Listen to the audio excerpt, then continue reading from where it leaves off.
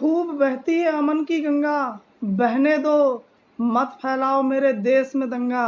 रहने दो लाल हरे रंग में, ना बांटो हमको, मेरे छत के नीचे एक तिरंगा। रहने दो। सैनिक अपने प्राण गवाकर देश बढ़ाकर जाता है। सैनिक अपने प्राण गवाकर देश बढ़ाकर जाता है, बलिदानों की बुनियादों पर राष्ट्र खड़ा कर जाता है। इसके साथ ही मैं आपको 74वें स्वतंत्रता दिवस की सभी भारतीयों को बहुत बहुत शुभकामनाएं देता हूँ। जय हिंद बोलता हूँ सभी अपने वॉरियर्स को, जो अपने प्राण गवा के, अपने प्राण को न्यौछावर करके हमको आज़ादी दिलाई है। क्या हम यह जान सकते हैं कि उस समय का भारत और इस समय के भारत में क्या अंतर है? जब हमारे देश में हमारे पैरों पे बेड़ियां बांध के हमको ज़बरदस्ती कार्य कराया जाता था, और अब हम जब आज़ाद हैं तो हम अपने आज़ादी की कीमत ना जानते हुए अपने गलत कार्यों में अब कार्य कर रहे हैं, दंगा कर रहे हैं, जैसा आप सभी देख रहे हैं। उस समय का भारत ऐसा हुआ करता था। मैं एक कल्पना के तौर पे आपको बता देता हूँ, जो मेरे बड़े बुजुर्गों ने मुझे बताया है।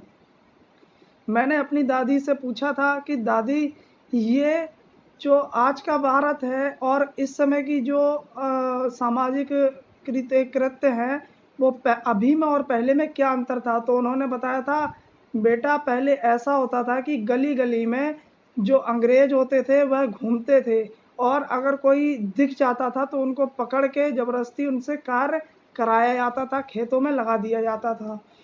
और यदि अब हमें, जो हमारे वीर सैनिक हैं, उनके द्वारा आज हमको जब आज़ादी मिल गई है तो हम उसका फ़ायदा क्यों नहीं उठा रहे हैं? वह आज़ादी हम दंगा करने में क्यों लगा रहे हैं? अपने देश को बर्बाद करने में क्यों लगे हुए हैं? आज मैं आपको ऐसे ही बहुत सारी जो कहानी है और जो सत्य कहानी, सत्य घटनाएं हैं, कहानी नहीं सत्य घटनाएं हैं, उनको आज मैं आपको बताऊंगा। लाल किले पे क्यों झंडा फहराया जाता है? राष्ट्रपति जो होते हैं वह लाल किले पे ही झंडा क्यों फहराते हैं, वो मैं आज आपको बताऊंगा। भगत सिंह के बारे में जो रोचक जानकारियां हैं, जो उनका एक जीवन की एक लड़ाई रही है, वो मैं आज आपको बताऊंगा। और उससे पहले मैं कहता हूँ, बांट दिया इस धरती को, क्या चांद सितारों का होगा? नदी के कुछ नाम रखे, बहती धारों का क्या होगा? और शिव की गंगा भी पानी है, आवे जमजम भी पानी है, मुल्ला भी पिए पंडित भी पिए, पानी का क्या मजहब होगा? और इन फिरका परस्तों से पूछो, क्या सूरज अलग बनाओगे? एक हवा में सांस है सबकी, क्या हवा भी नहीं चलाओगे? नस्लों का जो करे बंटवारा, नस्लों का जो करे बंटवारा, रहबर वो नहीं कौम का ढोंगी है। क्या खुदा ने मंदिर तोड़ा था या राम ने मस्जिद तोड़ी है? इसी के साथ मैं जो देश के गद्दार हैं, सबसे पहले मैं उनको बताना चाहता हूँ कि हमारा जो देश है वह बुद्ध में भी दक्ष है तो वो युद्ध में भी दक्ष है। हमारे देश का जो शिव है वो भोला है, लेकिन उसको तांडव भी आता है। सुदर्शन चक्रधारी विष्णु, वह बहुत शांत प्रिय भी है, लेकिन उसके हाथ में, उसकी उंगली में चक्र भी रहता है। यह सभी भी याद रखना चाहिए। तो आज मैं आपको बताता हूँ कि 15 अगस्त पे लाल किले पे ही क्यों झंडा फहराया जाता है राष्ट्रपति के, प्रधानमंत्री के द्वारा। जो लाल किला हुआ करता था वह क्रांतिकारियों का एक गढ़ हुआ करता था। कोई भी जो बैठकें हुआ करती थी वह छुप के इसी में ही किया हुआ करती थी, और यहाँ पे एक कचहरी भी हुआ करती थी, जिसमें कचहरी के रूप में मैं कहना चाहता हूँ कि बड़े विद्वान लोग बैठ के अपना मत एकत्र करते थे। 370 साल पहले लाल किले का जो नाम था वो किला ए मुबारक था। 5 नवंबर 1945 को लाल किले में पहला मुकदमा लड़ा गया। यही एक जो मुकदमा था, यह कैप्टन शाह नवाज खां और कैप्टन पीके सहगल और कैप्टन ढिल्लो को यहाँ पे मौत की सज़ा सुनाई गई थी। और कहा गया था कि ब्रिटिश सरकार के खिलाफ इन्होंने लड़ाई छेड़ी है। इनको ब्रिटिश सरकार के खिलाफ लड़ाई छेड़ने के अवसर पे इन तीनों को जब फांसी दे दी गई, उसी समय बहुत ही उग्र हमारा जो क्रांतिकारी हुए थे वो होने लगे थे उग्र। सुभाष चंद्र बोस ने यह नारा उस समय लगाया था, तुम मुझे खून दो मैं तुम्हें आज़ादी दूंगा। हमारे देश के करीब 600 से ज़्यादा सैनिकों को बंदी बनाया गया था। उस समय 255 एकड़ में यह लाल किला फैला हुआ है। मोनार्की का जो पावर ऑफ सिंबल है वह लाल किला ही है। बहादुर शाह जफर ने 1857 में लाल किले से लड़ाई लड़ी थी और आज़ादी के पहले आंदोलन का यह एक गढ़ बन गया था। आज़ादी से पहले लाल किला एक आंदोलन का गढ़ बन गया था। 1648 में लाल किला बनकर तैयार हुआ था, जिसकी नींव 1639 में पड़ गई थी। तीनों ओर से यह लाल किला घिरा हुआ है। यमुना इसके तीनों बहती है, चारों तरफ इसके गहरी खाई है और इसमें रंगीन मछलियां इसमें पानी में हैं। और जो ये है हम लाल किला देखते हैं, इसमें एक सिंहासन हुआ करता था। इस पे जो सिंहासन पे बादशाह बैठते थे लाल किले में, उस तख्ते के जो 6 पाए हुआ करते थे, 6 पाए उसके सोने के हुआ करते थे। और इसके बारे में और जानकारी आपको दे देता हूँ। सबसे ज़्यादा जो लाल किले पे झंडा फहराया है वो जवाहरलाल नेहरू ने फैलाया है 16 बार। इसके बाद इंदिरा गांधी ने 17 बार जो लाल किला फहराया है, लाल किले पर झंडा फहराया है, वो जवाहरलाल नेहरू ने 17 बार फहराया है और इंदिरा गांधी ने 16 बार जो झंडा है वह फहराया है। इसके पहले मैं आगे और अपनी बात को बढ़ाऊं, उससे पहले मैं एक और अपनी कविता के माध्यम से आपको वीर रस की अनुभूति कराना चाहता हूं। ये ही दुश्मन के गालों पर दिल्ली के चांटे होते। जो आज का देश है हमारा, वह हमारा सशक्त बनते हुए चला जा रहा है, लेकिन उससे पहले मैं एक कविता के माध्यम से बताना चाहता हूं कि यदि ऐसे ही हमारा देश आगे बढ़ता रहा तो क्या होगा। ऐसे ही दुश्मन के गालों पर दिल्ली के चांटे होते, गर हमने 2 के बदले 20 सिर काटे होते। ये कैसा परिवर्तन है खुददारी के आचरण में। सेना को सम्मान पड़ा है चरमपंथ के चरणों में। किसका खून नहीं खौलेगा सुनकर के अखबारों में। सिंहों की गर्दन कटवा दी चूहों के दरबारों में। बार बार की गद्दारी को भारत क्यों सह जाता है। बार बार जो देश हमारा पीसफुल शांति के पथ पे आगे बढ़ना चाहता है, एक हमारे देश का जो रिकॉर्ड है वह सभी को पता है, लेकिन यह केवल एक देश पाकिस्तान नहीं मानता है। हमारा जो देश है उसने कभी भी पहले जो युद्ध में पहले अपने शस्त्र नहीं उठाए हैं। यह आप गूगल पे और यह सर्वमान्य है कि भारत देश ने कभी भी सबसे पहले युद्ध में या युद्ध की प्रक्रिया में भाग नहीं लिया है। यदि उसको कोई छेड़ता है तो वो छोड़ता भी नहीं है। यह बात उनको ध्यान में रखनी चाहिए। तो बार बार की गद्दारी को भारत क्यों सह जाता है। ज्यादा संयम भी दुनिया को कायरता कहलाता है। हमने 74 साल गवा दिए श्वेत कपूत उड़ाने में। खूनी पंजों के गिद्धों को गायत्री समझाने में। भैंस के आगे बीन बजाना, भैंस के आगे बीन बजाना बहुत हो चुका बंद करो। खुद को बिच्छू से कटवाना बहुत हो चुका बंद करो। नागफनी की चंपा कभी नागपनी पर बेला चंपा कभी खिल नहीं सकती। नागपनी पर बेला चंपा कभी खिल नहीं सकती। पत्थर के आंखों पर आंसू कभी नहीं मिलने वाले। बंदूकों की गोली का उत्तर कभी सद्भाव नहीं होता। बंदूकों की गोली का उत्तर कभी सद्भाव नहीं होता। हत्यारों के लिए हिंसा का प्रस्ताव नहीं होता। कोई विजदर कभी शांति के बीज नहीं बो सकता है और भेड़िया कभी शाकाहारी नहीं हो सकता है।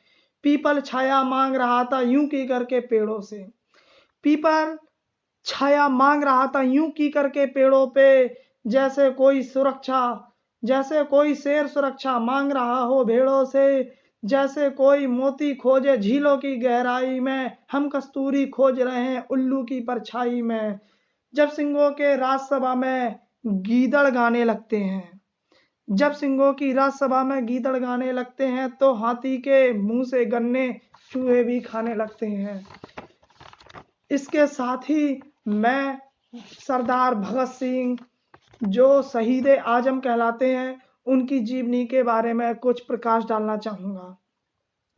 शहीद आजम जी का जन्म 28 सितंबर सन 1907 में लाहौर प्रांत में हुआ था, जो पंजाब में था। सरदार भगत सिंह की माता का नाम विद्यावती कौर था। यह एक सिख परिवार के में जन्मे थे। इनके पिता का नाम किशन सिंह था। 13 अप्रैल 1919 को जो जलियांवाला बाग हुआ है, उससे इनके मन में बहुत ही गहरा आघात पहुंचा। उससे पहले आपको बता दूं कि 17 साल की एज में इनकी माँ ने इनसे कहा कि बेटा हम आपकी शादी कर देते हैं। तो इन्होंने उस समय जब जलियांवाला बाग का नरसंहार देखा, तो उन्होंने कहा माँ, अब जो हमारी आज़ादी है वही मेरी दुल्हन है। मैं अपने प्राणों का न्यौछावर अपने देश पे कर दूंगा, लेकिन जब तक आज़ादी नहीं मैं अपने देश की करवा लूंगा या अपने उसमें योगदान नहीं दे लूंगा, तब तक मैं चैन से नहीं बैठूंगा। जलियांवाला बाग जब हत्याकांड 1919 में हुआ था, तब यह अपने घर से करीब 15 किलोमीटर दूर पैदल चल के गए थे। और वहां पे जब उन्होंने जो ये नरसंहार बाद में देखा, उन्होंने तड़पते हुए लोगों को देखा, वह इनके जो जीवन पे बहुत ही गहरा आघात इन्होंने पहुंचाया। इनके जो इनका जलियांवाला बाग का प्रकरण इन्होंने देखा, वहां से यह एक मुट्ठी भर के मिट्टी ले आए और इन्होंने अपने घर पे रख ली और कहा, जब उनकी बहन ने उनसे पूछा कि भैया ये क्या है, तो इन्होंने बताया कि ये जलियांवाला बाग की मिट्टी है। मैं इस मिट्टी से अपने सिर को तिलक करूंगा और जब तक आज़ादी में अपना योगदान नहीं दे लूँगा, आज़ादी की लौ नहीं जगा दूंगा, तब तक मैं चैन से नहीं बैठूंगा। इन्होंने एक बार की बात है, इनके पिताजी अपने खेत में गेहूं बो रहे थे, कोई फसल बो रहे थे।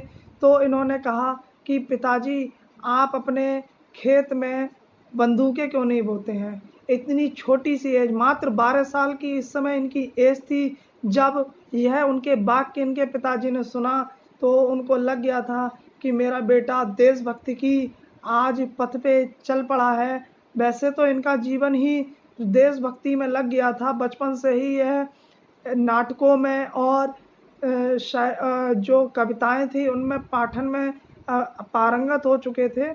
डीएवी स्कूल में इन्होंने शिक्षा ग्रहण की थी। इन्होंने अंग्रेजी स्कूल में शिक्षा नहीं प्राप्त की। 1920 के आसपास गांधी जी एक पावरफुल नेता बन चुके थे। आज मैं भगत सिंह के बारे में बता रहा हूँ। 1915 में गांधी जी भारत आ गए थे, लेकिन 1915 है, अफ्रीका से भारत आ गए थे गांधी जी। लेकिन 1920 के आसपास गांधी जी एक सशक्त नेता के रूप में हो गए थे। इनसे द्रवीभूत होके जो शहीद आजम भगत सिंह है, वह इनसे जो 1920 में असहयोग आंदोलन चलाया था, उसमें इन्होंने भाग लिया था। गांधी जी शांति के मार्ग पे चल के अपने असहयोग आंदोलन इन्होंने चलाया था। उसमें जो शहीद आजम है, उन्होंने अपना योगदान दिया था। कहा था कि हाँ, मैं भी इस जो सहयोग है उसमें नारेबाजी है या फिर जो हमारा प्रस्ताव है उसमें मैं भी शामिल होऊंगा। तो चौरा चोरी कांड था, वह भी यहीं से शुरू हुआ। असहयोग आंदोलन जब 1920 में गांधी जी ने चलाया, तो वहाँ के जो रैली में शामिल हुए थे व्यक्ति, उन्होंने जो बिहार में एक जगह है चौरा चौरी जगह वहाँ पे इन्होंने शराब के ठेलों पे, वो जो शराब की दुकानें थी उन्होंने वहाँ पे प्रदर्शन किया था, और उसके पास में एक चौकी थी वहाँ पे प्रदर्शन किया और कहा कि हम अंग्रेज़ों के सामान का विरोध करते हैं, अंग्रेज़ों की चीज़ों का हम विरोध करते हैं, और वहाँ पे अंग्रेज़ों के खिलाफ धरना देने लगे। इसी को देखते हुए वहाँ के जो जो चौकी के इंचार्ज थे उन्होंने वहाँ पे गोलियां चला दी, और इसी को देखते हुए उन्होंने 3-4 गोलियां चला के 4 लोगों को वहाँ पे धराशायी कर दिया, जिसको देखते हुए वहाँ पे भीड़ में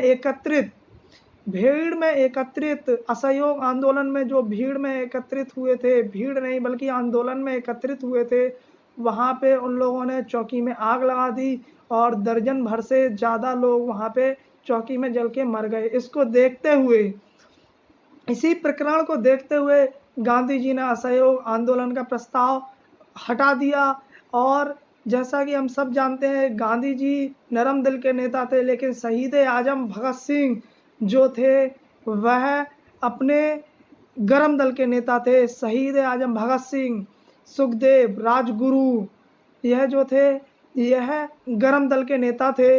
ये इनका ही गरम दल के जो नेता थे, इन्हीं के माध्यम से आज हमारा देश जो आज़ादी के 74वां स्वतंत्रता दिवस मना रहा है, इसको हमें नहीं भूलना चाहिए। आगे की इनकी कहानी है कि इनकी माँ बोली थी, मैंने आपको बताया था कि बेटा शादी कर लो। इन्होंने कहा कि नहीं माँ, अब मैं, मेरी जो दुल्हन होगी वो आज़ादी ही होगी। आज़ादी की दुल्हन को बानसहरा एक गीत है, आप सुनिएगा उसको। और 1925 में काकोरी कांड हुआ था। वह कांड एक बहुत ही भयंकर और अंग्रेज़ों के गाल पे तमाचा साबित हुआ था। काकोरी कांड में जो थे वो ट्रेन में जो अंग्रेज़ों का सामान था जो भारत के द्वारा ही ले जाया जा रहा था, और उसमें हथियार जो रखे थे उनको लूटना था।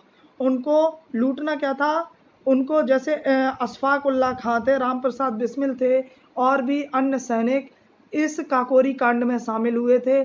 ट्रेन जब जा रही थी रास्ते से, तो इन्होंने ट्रेन को रोक के वहाँ से हथियार चुरा लिए गए।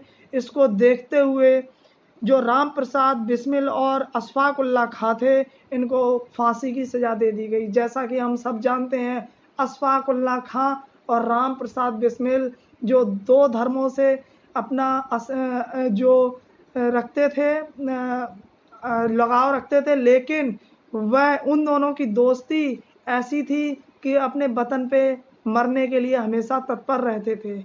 उनके ही द्वारा यह जो काकोरी कांड था यह संभव हो पाया था। लेकिन इसके पश्चात अशफाक उल्लाह खां और राम प्रसाद बिस्मिल दोनों पकड़े गए और इनको फांसी की सज़ा दे दी गई। राम प्रसाद बिस्मिल की उस समय लाइन थी, सरफरोशी की तमन्ना अब हमारे दिल में है, देखना है जोर कितना बाजुए कातिल में है। उसने कहा था कि जा दे दे मुझे फांसी, लेकिन अब जो यह क्रांतिकारी प्रदर्शन होगा, जो यह हमारा देश इस पथ पे आगे बढ़ेगा, वह देखने लायक होगा। यह जो थे अखबारों में लेख भी लिखते थे। भगत सिंह के बारे में अब मैं बताता हूँ। भगत सिंह अखबारों में लेख लिखने लगे थे फिरंगियों के खिलाफ। एक बार की बात है, सरदार भगत सिंह फिरंगियों के खिलाफ दशहरा मेला में गए, दशहरा ग्राउंड पे गए। उन्होंने अंग्रेजी हुकूमत के खिलाफ पर्चे बांटे।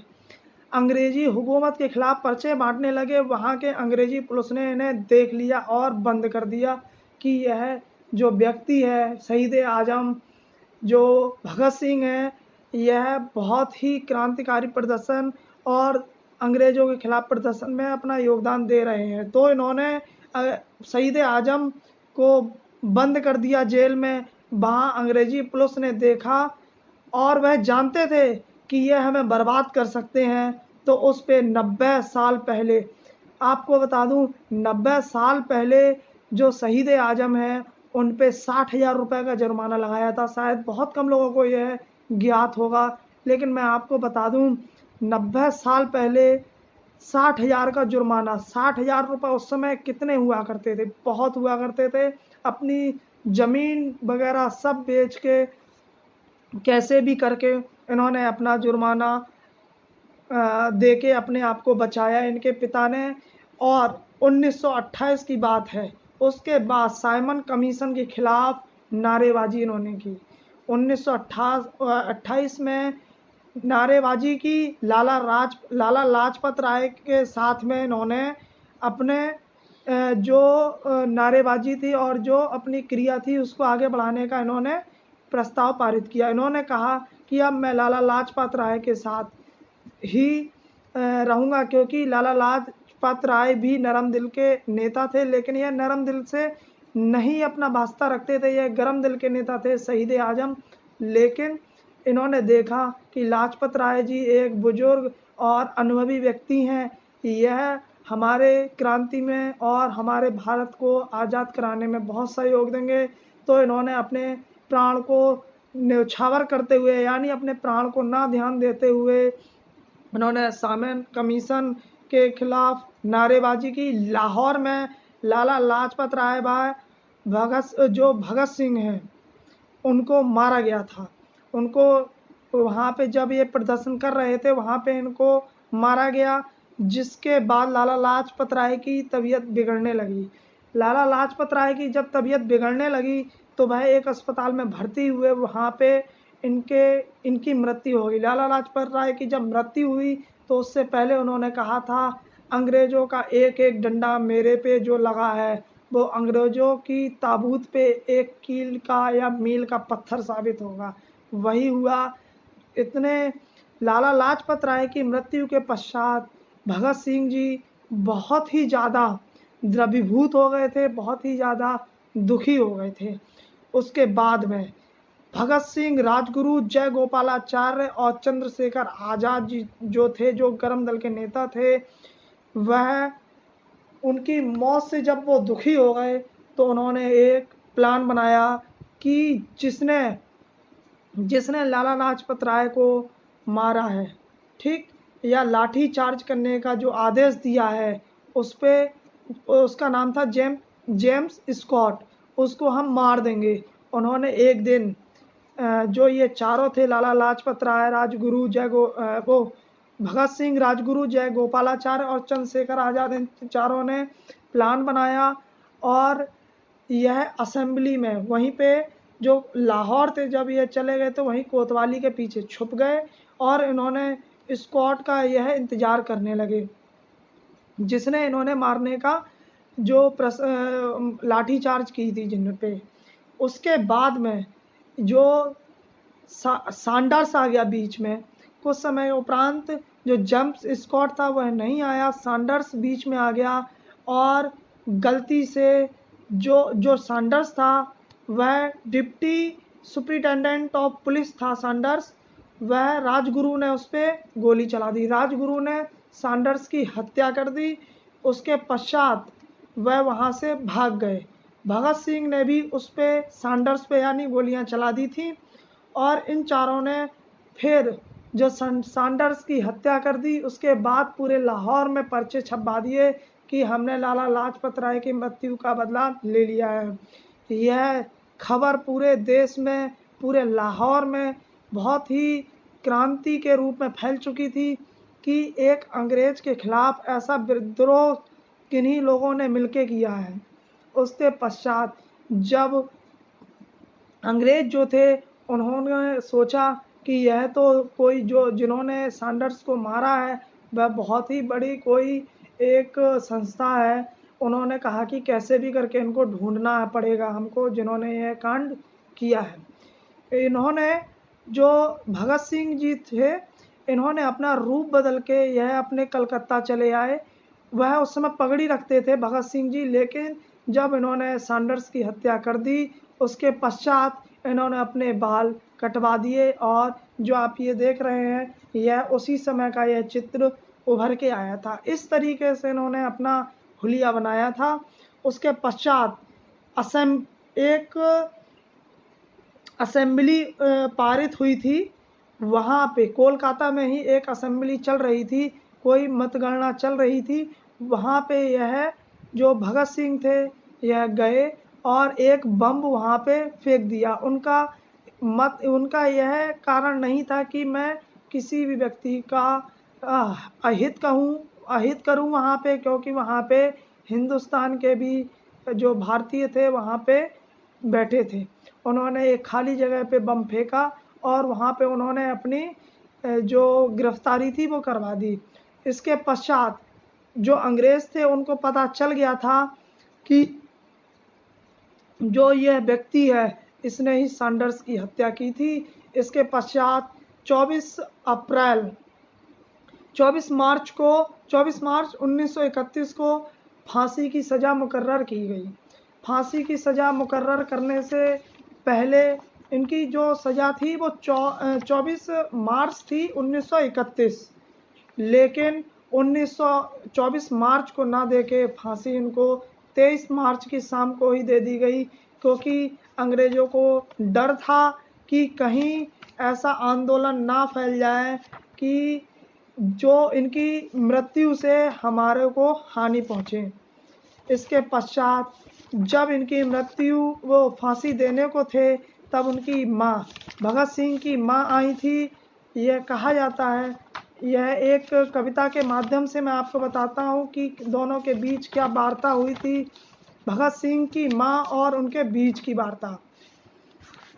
भगत सिंह की माँ बोली थी कि बेटा कल तुझे फांसी चढ़ रही है, तू मेरे देश के लिए एक गौरव होगा। तो भगत सिंह ने कहा कि माँ मेरी फांसी चढ़ रही है लेकिन आप इससे परेशान नहीं होना। माँ कल जब तेरा ये लाल फांसी के फंदे पर झूल जाएगा तब आप रोगी तो नहीं। माँ ने कहा मेरे बेटे, राष्ट्रहित की जननियाँ तो अपने रक्त से गुलामी के दाग धोती हैं और राष्ट्र हित के पुत्र के बलिदान पर सिंहों की माँ नहीं सियारों की माँ रोती है, और मैं तो सिंहों के सिंह की माँ हूँ। बब्बर सिंह भगत सिंह की माँ हूँ। मैं तेरी शहादत पे रोऊंगी नहीं, खुशी से बारी जाऊंगी। तू जा खुशी से आज़ादी की दुल्हन लेने जा, मैं खुशी से शगुन के लड्डू बंटवाऊंगी। और उनकी माँ ने भगत सिंह की माँ ने कहा और जा बेटे जा, आज जा स्वतंत्रता का डोरा मैंने अपने सिर।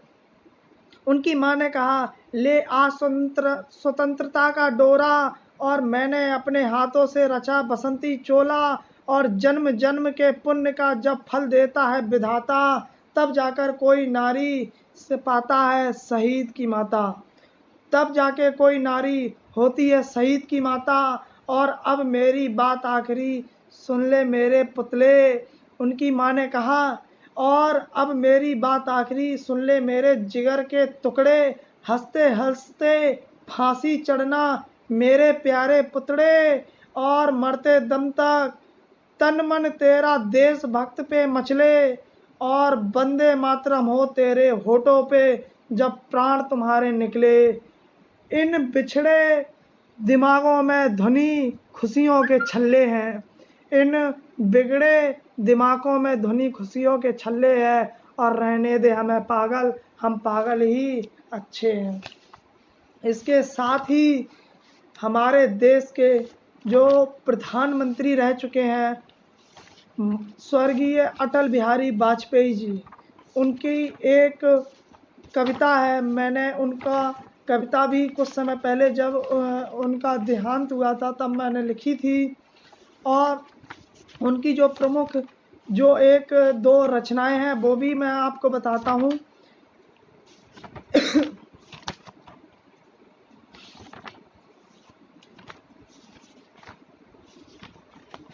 जो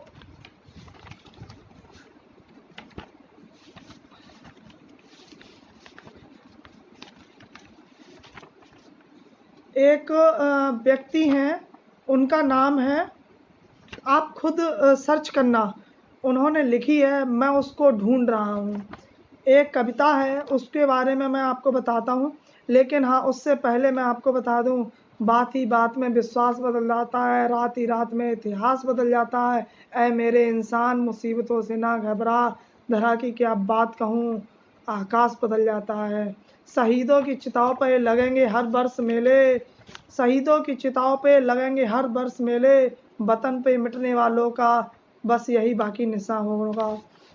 इसके साथ ही एक बंशीधर शुक्ल हैं, एक बंशीधर शुक्ल हैं, इन्होंने 1942 में जब गांधी जी ने एक नारा दिया था कि करो या मरो, उस समय कांग्रेस के एक नेता थे बंशीधर शुक्ल, उन्होंने एक हास्य व्यंग और उस समय की जो राजनीति चल रही थी उसके बारे में अपने शब्दों को व्यक्त किया है। कि उससे पहले मैं आपको बता दूं कि जो कांग्रेस थे, कांग्रेस की जो राष्ट्रीयता थी या सदस्य में कोई बनना चाहता था तो उसकी केवल 4 चवन्नी के द्वारा वह सदस्य बन सकता था कांग्रेस में। तो उन्होंने उसी को व्यंग्य के रूप में बंशीधर शुक्ल ने लिखा था, होइगा स्वतंत्र भारत हमार, कहाँ अब उन बेड़िन की झनकार, कहाँ अब कुर्सी गद्देदार, कहाँ चवन्नी मांगे अब गुजर कहाँ। कहा था कहाँ अब कुर्सी गुद्देदार, कहाँ चवन्नी मांगे अब गुजर कहाँ, अब रिश्वत बेशुमार। होइगा स्वतंत्र भारत हमार, कॉलेज की अब खिड़की स्वतंत्र, टीचर लड़का लड़की स्वतंत्र, स्वतंत्र हकीम स्वतंत्र हरहा स्वतंत्र, गलियार घूर चरहा स्वतंत्र, परितंत्र भय अब ईमानदार, होइगा स्वतंत्र भारत हमार। यही बताया था कि अब हमारा भारत तो स्वतंत्र हो गया है, लेकिन जो ईमानदार हैं वह अभी भी परतंत्र की बेड़ियों में जकड़े हुए हैं। आप देख ही रहे हैं बंगलुरु में जो हिंसा हुआ है, बंगलुरु में जो हिंसा हुआ है यह कोई नया हिंसा नहीं है, यह हिंसे आए दिन होते जा रहे हैं। यह कुछ ही समुदाय के लोग हैं जो इस तरीके की जो कृत्य हैं वह कर रहे हैं। इस कृत्य को रोकने के लिए हम सबको भी एक अपना योगदान देना पड़ेगा।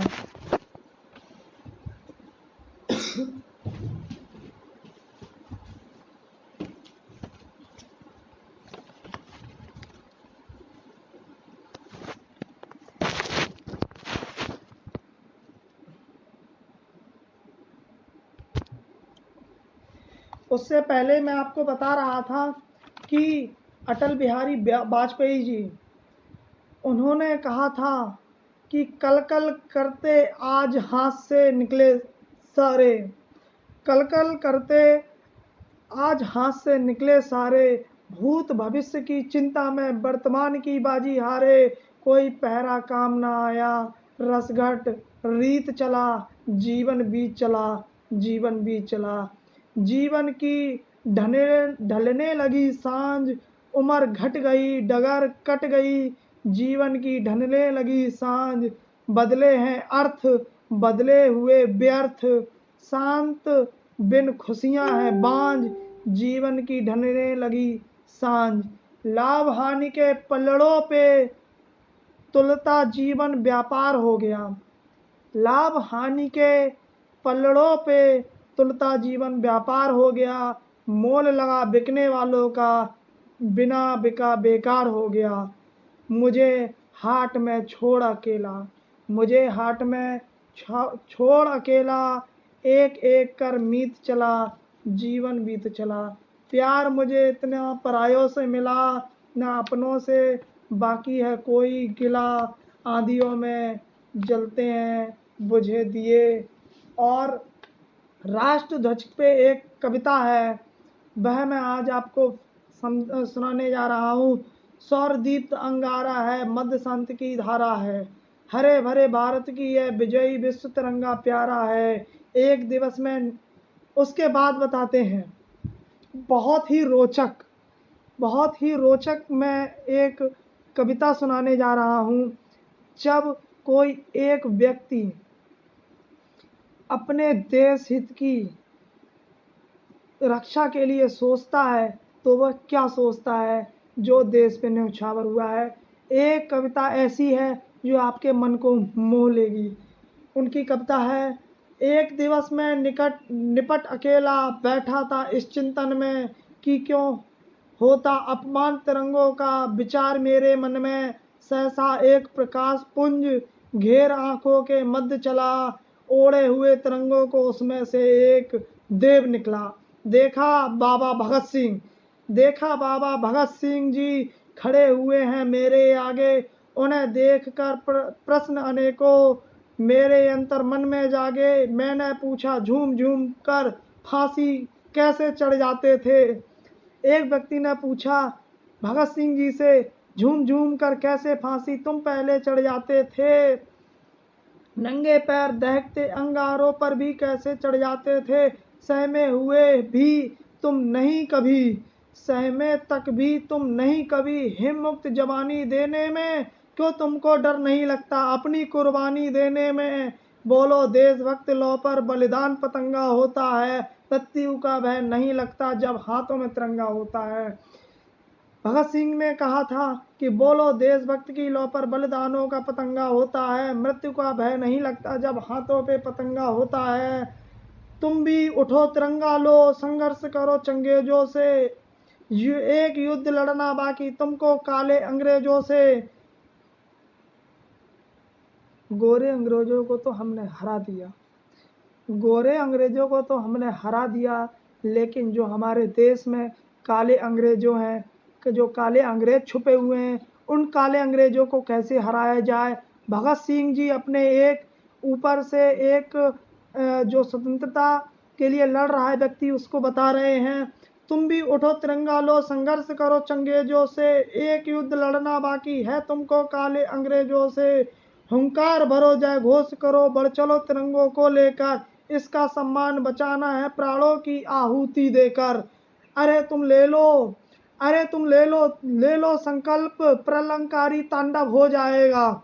मैंने शुरू में ही बताया था कि हमारा भोला जब शिव है तो वह तांडव में भी दक्ष है, और बुद्ध भी हमारा युद्ध में भी दक्ष है।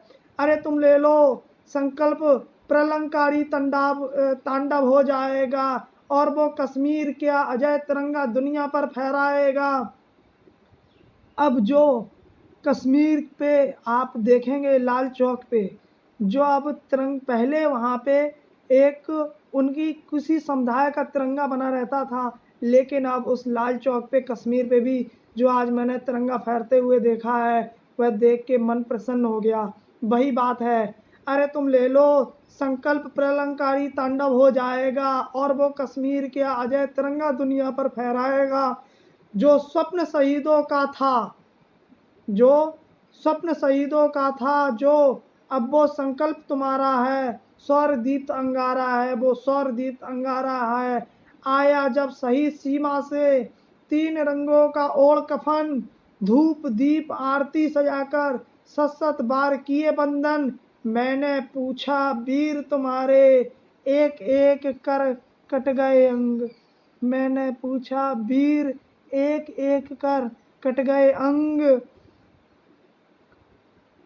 फिर भी डटे रहे सीमा पर, तिल भर भी नहीं पीछे हटे। बोलो सुन पुकार झंडे की, वह बोले सुन पुकार झंडे की, जब रक्षा हित में दौड़ लगी, सीमा पार तिरंगे ले जान की हम में होड़ लगी। ऊंचे किए तिरंगे को जब सीमा पर बढ़ता था, ऐसा लगता था साथ साथ तिरंगा लड़ता था।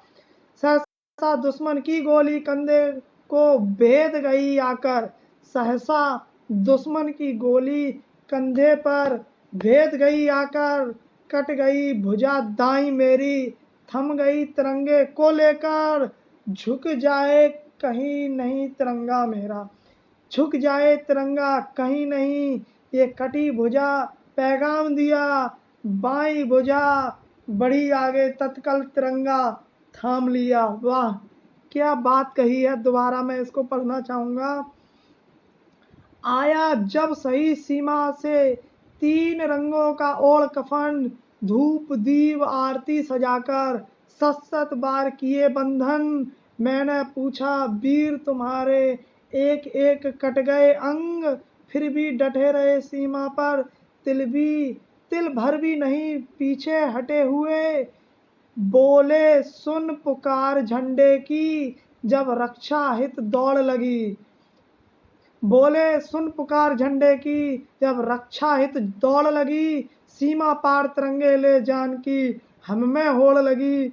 ऊंचा किए तिरंगे को जब सीमा पर बढ़ता था, ऊंचा किए हुए तिरंगे को जब सीमा पे आगे बढ़ता था, ऐसा लगता था साथ साथ तिरंगा भी लड़ता था। सहसा दुश्मन की गोली कंधे को भेद गई, सहसा दुश्मन की गोली कंधे को भेद गई। आकर कट गई भुजा मेरी दाईं, थाम लिए तिरंगे को लेकर। झुक जाए न कहीं तिरंगा मेरा, झुक जाए तिरंगा कहीं नहीं। ये कटी भुजा पैगाम दिया, बाईं भुजा आगे बढ़ी, तत्काल तिरंगा थाम लिया। होती बौछार गोलियों की थी, छड़ छड़ मेरी छाती पर। एक गोली गर्दन भेद गई, गिर गया शीत धरती पर। एक व्यक्ति जो सीमा पे खड़ा है वह कह रहा है, होती बौछार गोलियों की थी, छड़ छड़ मेरी छाती पर। एक गोली भेद गई, सिर गया शीश धरती पर। फिर रुंड तिरंगा ले दौड़ा, बैरी है पतन बेकार गए। क्षण भर भी ठहरे नहीं कदम मेरे, झंडे ले सीमा पार गए। बम फटा अचानक दुश्मन का, बज्जर छाती को फाड़ दिया। पर उड़ गई भुजा दाई मेरी, पर उस पार तिरंगा गाड़ दिया। वाह, क्या एक वक्तव्य और कहानी के माध्यम से, कविता के माध्यम से यह कविता का एक समावेश किया गया था। वह मुझे काफ़ी अच्छी लगी है कविता, शायद आपको भी अच्छी लगी होगी।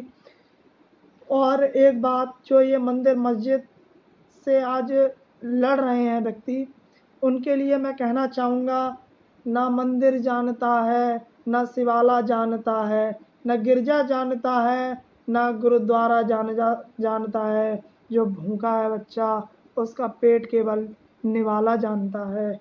बूढ़ों की इज्जत करना यारो, अगर यह ना होते तो शादी में पगड़ी कौन बांधेगा। और इन बेटी बहनों की इज्जत करना यारो, अगर ये नहीं होंगे तो कलाई पर राखी कौन बांधेगा। इसके साथ ही मैं आपको एक और कविता आपको सुनाने जा रहा हूँ। यह कविता अत्यंत पुरानी है और इस कविता के जो भी शब्द हैं वह बहुत ही मार्मिक हैं। कृपया आप इसको शेयर भी अवश्य करें, ताकि जो स्वतंत्रता दिवस पे मैं कुछ बोलने जा रहा हूँ उसका किसी को भी थोड़ा बहुत फ़ायदा मिले और मुझे भी अच्छा मिलेगा कि हाँ, मैं इस शुभ बेला पे जो मैं बोल रहा हूँ वह हमारे जो देश के व्यक्ति हैं उनके अंदर देशभक्ति की लौ अभी भी जिंदा है। तो मैं एक कविता गाना चाह रहा हूँ। इसके शब्दों पे बहुत ही ध्यान देना। यह कविता बहुत ही मार्मिक और बहुत ही अच्छी है। तो मुसलमान और हिंदू की जान, कहाँ है मेरा हिंदुस्तान, मैं उसको ढूंढ रहा हूँ। आज जो हमारा हिंदुस्तान खो गया है उसको मैं ढूंढ रहा हूँ। उसी को मैं अपने पद्य के रूप में आपको बताना चाह रहा हूँ। मुसलमान और हिंदू की जान, कहाँ है मेरा हिंदुस्तान, मैं उसको ढूंढ रहा हूँ, मैं उसको ढूंढ रहा हूँ। मेरे बचपन का हिंदुस्तान, न बांग्लादेश न पाकिस्तान। पहले पाकिस्तान और बांग्लादेश भारत का ही हिस्सा हुआ करते थे। वह टूट के अब अलग हो गए हैं। तो वह सोच रहे हैं कि हम भारत पे विजय प्राप्त कर लेंगे। लेकिन जब भारत तांडव करता है और जब भारत के सैनिक जब अपना हुंकार भरते हैं तो लाहौर क्या पाकिस्तान ही पूरा अपने बस में कर लेंगे। लेकिन उससे पहले मैं आपको बताना चाहूँगा कि जो हमारे देश के अपने खुद के काले अंग्रेज हैं उनसे हमें सतर्क रहना चाहिए। जो मैंने अभी थोड़ी देर पहले बताया था, उनको हमारे देश से बचाना है। उनसे बचेंगे तो हम बाहर से, तो वही बात कही आती है, हम अपने देश के जो व्यक्ति हैं उनसे हम कभी नहीं लड़ सकते। बाहरी को तो हम कभी भी हरा सकते हैं, लेकिन अपने घर वालों से नहीं लड़ सकते। किस लिए लड़ेंगे? वो हिंदुस्तानी है यार, उनसे लड़के क्या होगा? वही बात, मेरे बचपन का हिंदुस्तान, न बांग्लादेश न पाकिस्तान, मेरी आशा मेरा अरमान, वो पूरा पूरा हिंदुस्तान, मैं उसको ढूंढ रहा हूँ, मैं उसको ढूंढ रहा हूँ। वो मेरे बच वो मेरा बचपन वो स्कूल, वो मेरा बचपन वो स्कूल, वो कच्ची सड़कें उड़ती धूल, लहकते बाग महकते फूल, वो मेरे खेत मेरे खलिहान, मैं उसको ढूंढ रहा हूँ, मैं उसको ढूंढ रहा हूँ। वो उर्दू गजलें हिंदी गीत, वो गजलें हिंदी की, कहीं वो प्यार कहीं वो प्रीत, पहाड़ी झरनों के संगीत, देहाती लहरा पूर्वी तान, मैं उसको ढूंढ रहा हूँ। वही मैं आपको बताना चाह रहा हूँ, जो हमारे देश की अखंडता थी, प्रबुद्धता थी, एकता थी, वह कहीं खो गई है, वही मैं उसको ढूंढ रहा हूँ। एक कविता के माध्यम से मैं बताना चाह रहा हूँ। जहाँ के कृष्ण जहाँ के राम, जहाँ की श्याम सलोनी शाम, जहाँ के कृष्ण जहाँ के राम, जहाँ की श्याम सलोनी शाम, जहाँ की सुबह बनारस धाम, जहाँ के श्याम करे स्नान, मैं उसको ढूंढ रहा हूँ, मैं उसको ढूंढ रहा हूँ। जहाँ थे तुलसी और कबीर, जहाँ थे तुलसी और कबीर, जैसी जैसे पीर फकीर, जहाँ थे मोमिन गालिब मीर, जहाँ के रहमत और रसकान, मैं उसको ढूंढ रहा हूँ, मैं उसको ढूंढ रहा हूँ। और क्या बात आगे कह रहे हैं, मैंने पुरखों की जागीर, मेरे पुरखों की जागीर, कराची लाहौर और कश्मीर, वो बिल्कुल शेर की थी तस्वीर लाहौर। एक बात और बता दूं कि जब भारत पाकिस्तान और बांग्लादेश एक थे, तब कभी भी वह नक्शा आप देखना, पूरा शेर की तस्वीर उसमें दिखती है, मैंने स्वयं ही देखी है। उसी को मैं आप बताना चाह रहा हूँ।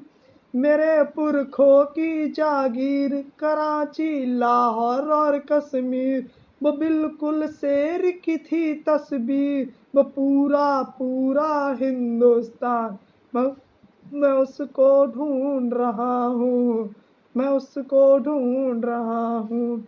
जहाँ की पाक पवित्र जमीन, जहाँ की मिट्टी खुर्द नसीन, जहाँ के महाराज मोइनुद्दीन, गरीब नवाज हिंदुस्तान, मैं उसको ढूंढ रहा हूँ, मैं उसको ढूंढ रहा हूँ।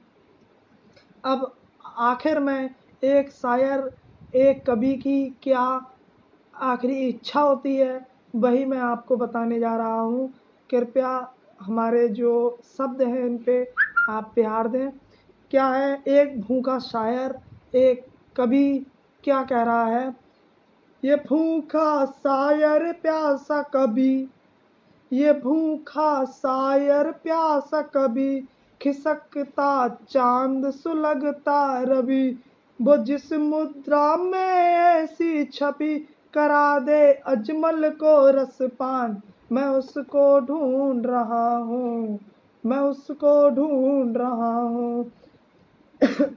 लेकिन एक सत्य बात, एक बहुत ही सत्य बात जो मैं आपको बता रहा हूँ, इससे आप अनविज्ञ या इसको नकार नहीं सकते। वह क्या है, 100 में से 80 बेईमान, फिर भी मेरा देश महान। बिल्कुल सही बात है ये। हमारे देश में करीब 100 में से 80 लोग बेईमान हैं। मैंने कविता के माध्यम से भी, जो इससे पहले की एक कविता मैंने पढ़ी थी, उसमें बताया था कि ईमानदार लोग कैसे परतंत्र होते जा रहे हैं, जो शुक्ल जी थे, उनके द्वारा थे ये वाक्य कि होएगा स्वतंत्र भारत हमार, कहाँ अब उन भेड़ इनकी जनकार, कहाँ अब कुर्सी गद्देदार, कहाँ अब चवन्नी खर्चा चलता है। ऐसे ही करके थी कविता, मैंने अभी सुनाई थी आपको। और एक बात बताया था कि ईमानदार परतंत्र होते जा रहे हैं, लेकिन स्वतंत्र कौन हो रहे हैं? जो बिल्कुल गिरते चले जा रहे हैं, अपने देश को डुबाते चले जा रहे हैं, वही आगे बढ़ते चले जा रहे हैं।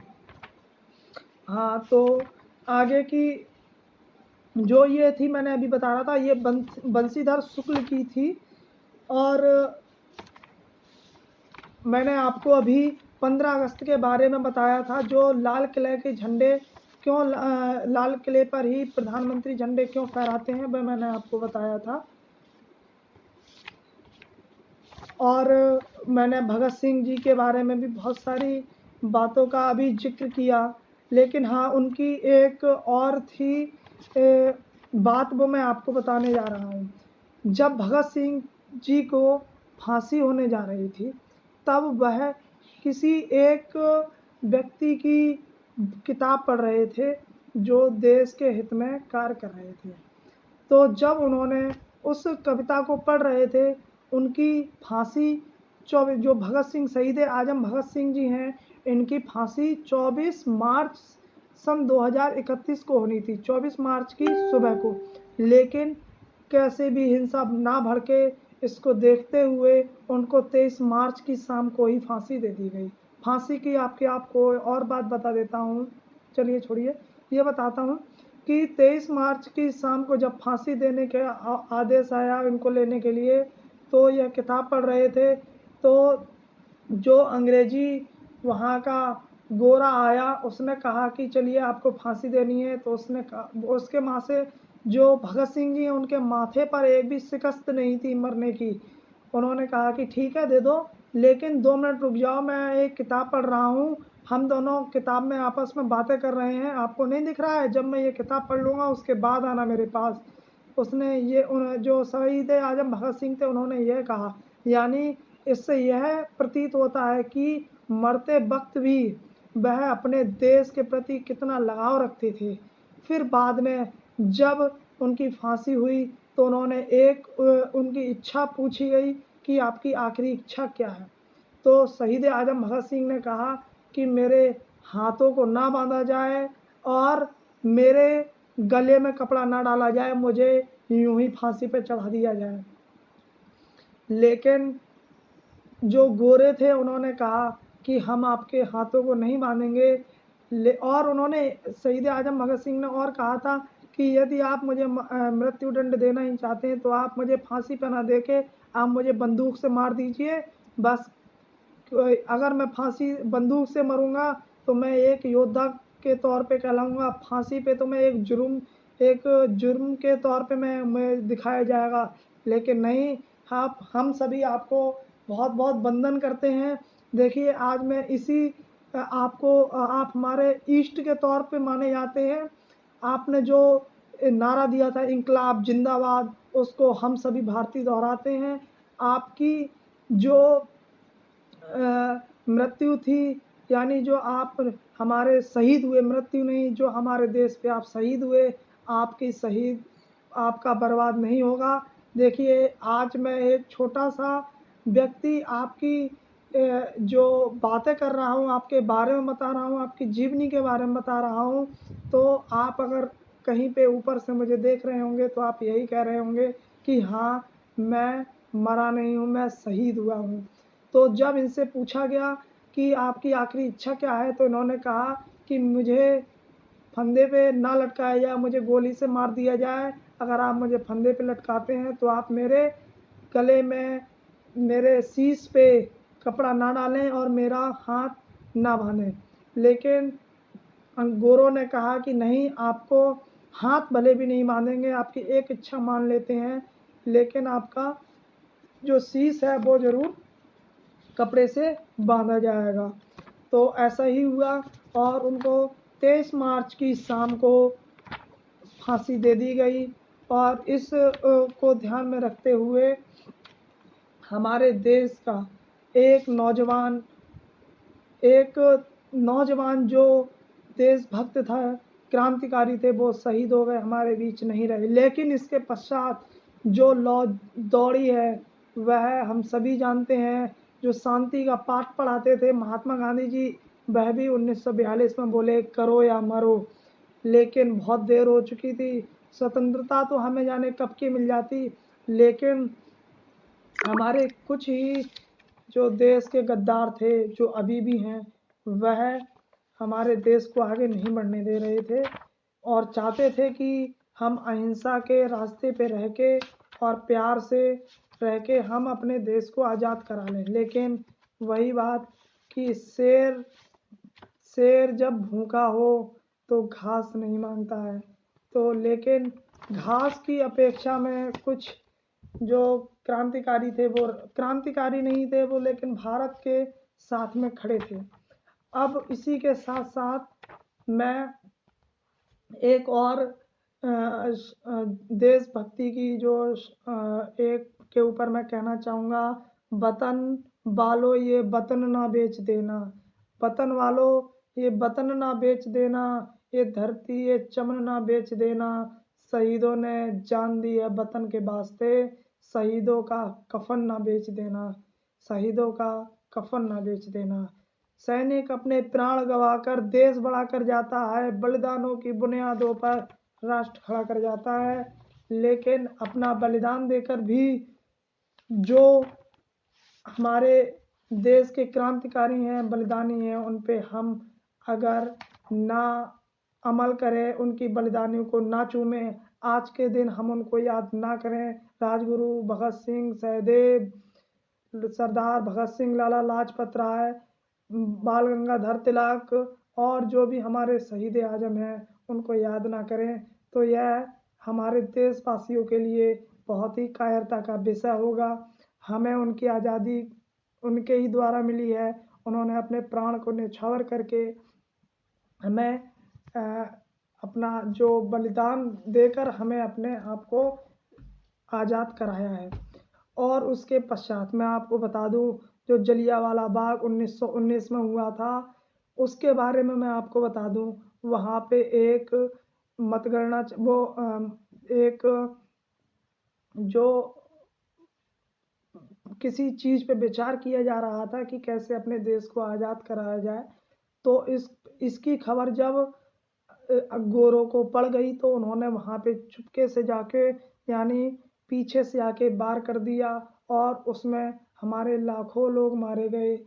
इसको देखते हुए मैं स्वयं भी जलियांवाला बाग गया हूँ, एक बार देखने का मुझे सौभाग्य प्राप्त हुआ है। वहाँ पे जब मैं गया तो वहाँ पे जो कुआं था, उस कुएं पे बहुत सारी बातें लिखी हुई थी एक पट्टी पे कि इसमें कितने लोग ऐसे गिर गिर के अपनी जान, जिन्होंने अपनी न्यौछावर कर दी।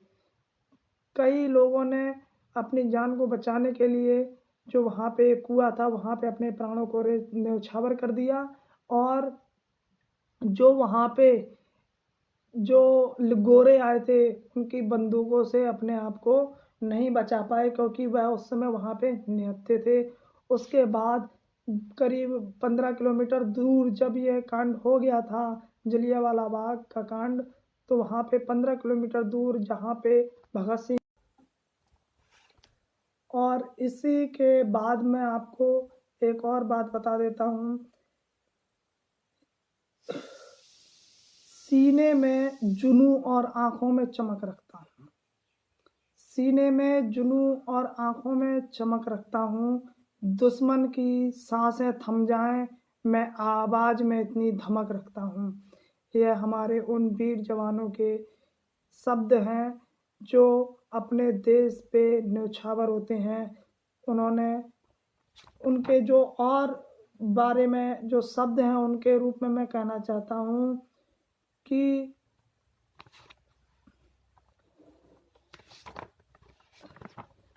अनेक प्रकरण मैंने आज आपको बताए हैं, और जो हमारे शहीदों के लिए जो कृत्य किए जाते हैं, जो कार्य किए जाते हैं, उन पे हमें कभी भी सवाल नहीं उठाना चाहिए।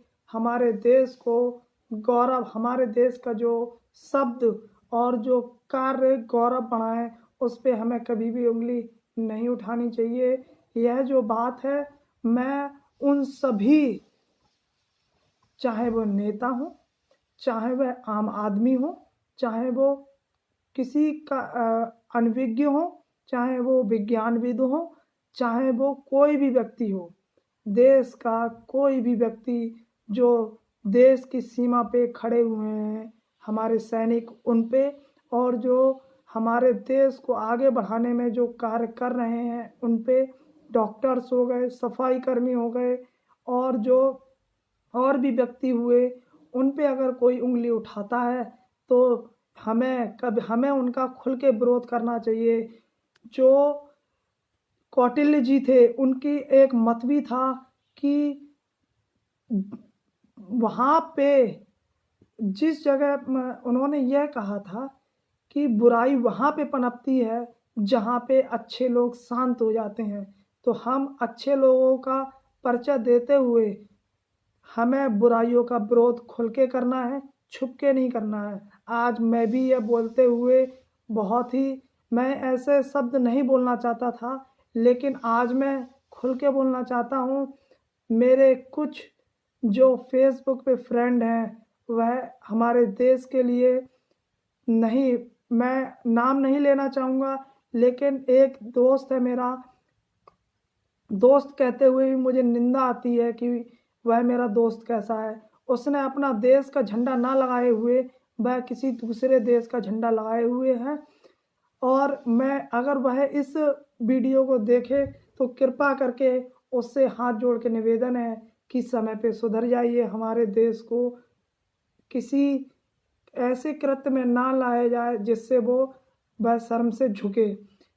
और एक और हमारा मित्र है, वह हमारे देश के टुकड़ों में बांटने की ऐसी अंतर मन से अपनी षड्यंत्र रचता है, ऐसे ऐसे कृत्य ढूंढ ढूंढ के लाता है जिससे हमारे देश का गौरव नीचे होता है।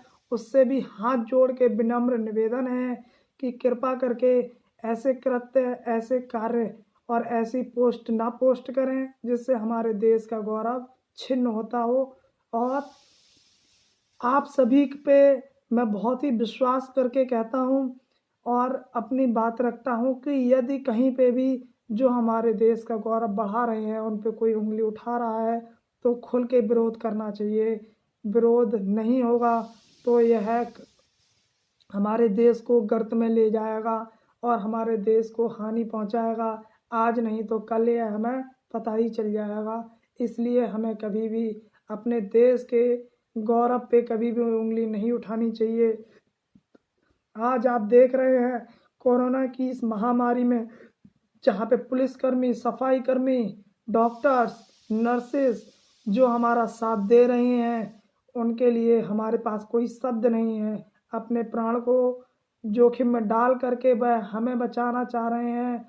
जो कोरोना के, सबको पता है कि यह जो कोरोना है यह एक दूसरे से छुआछूत और संपर्क में बढ़ता है, लेकिन इसको ध्यान में ना रखते हुए भी जो अपने प्राण को न्यौछावर करके भी हमारी रक्षा कर रहे हैं, फिर भी हम क्या कर रहे हैं, बंगलुरु में हिंसा कर रहे हैं, पुलिसकर्मियों पे पथराव कर रहे हैं और जो जगह हो रही है। हाँ, अगर हम अपनी बात को कहना चाहते हैं तो एक जगह बैठ के कहें।